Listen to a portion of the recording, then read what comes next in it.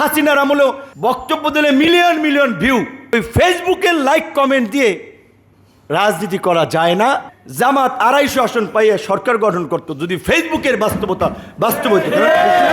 রাষ্ট্র ক্ষমতা তো তাদের হাতে ছিল। এগুলা ম্যাক্সিমাম সরি টু সে জামাত এবং এনসিপির মানুষকে আজকে আপনারা ধরেন তাদের কেউ তাদের একটু লাইনের বিপরীতে বলছে এত নোংরা প্রোপাগান্ডা ন্যারেটিভ ছড়াবে। তো এই জন্য বলছি আমি ব্যক্তিগতভাবে আমার যাই আছে ব্যক্তি হিসেবে আমি নিজে পরামর্শ করি, সিদ্ধান্ত নেই, আমার সহকর্মীদের সাথে বুঝি, আলাপ আলোচনা করি। এই নির্বাচনে যাওয়া আওয়ামী লীগের আমলে বিভিন্ন চাপ প্রয়োগ করা, আলাপ আলোচনা করে আমরা সিদ্ধান্ত নিচ্ছি। কাজী আমি আমার নেতাকর্মীরা কি ভাবছে, বিশেষ করে কর্মী লেভেলে তো আর সব আলোচনা শেয়ার করা যায় না। আমার যারা সহযোদ্ধা যাদেরকে নিয়ে আমরা সিদ্ধান্ত নেই তারা সিদ্ধান্তে কনভিন্স কিনা, তারা কিভাবে দেখছে সেটা আমার কাছে মুখ্য বিষয়।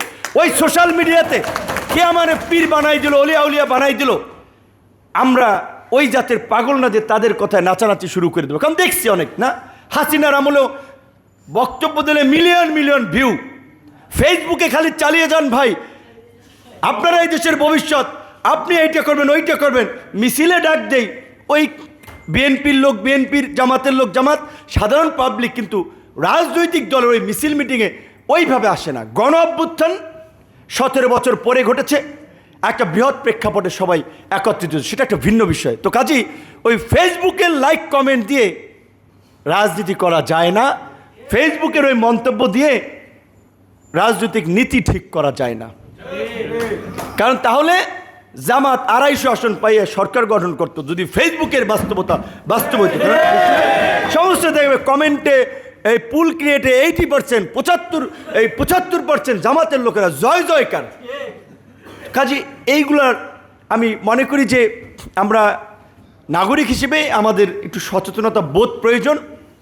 এই সমস্ত এই যে সোশ্যাল মিডিয়ার যে এখন একটা অপপ্রচার প্রোপাগান্ডা হচ্ছে, এইটাকে কাউন্টার করার জন্য, এই ব্যাটেলে উইন করার জন্য যারা প্রোপাগান্ডা ছড়ায় তাদের বিরুদ্ধে আমাদের সদা জাগ্রত থাকা দরকার। দলমত নির্বিশেষে যারাই একটা মিথ্যাকে প্রতিষ্ঠিত করতে চায়, একটা অপপ্রচারকে স্বাভাবিকভাবে দেখাতে চায়, এর বিরুদ্ধে আমাদেরও কাউন্টার ইতিবাচকভাবেই সেটাকে মোকাবেলা করা দরকার, নেতিবাচকভাবে নয়।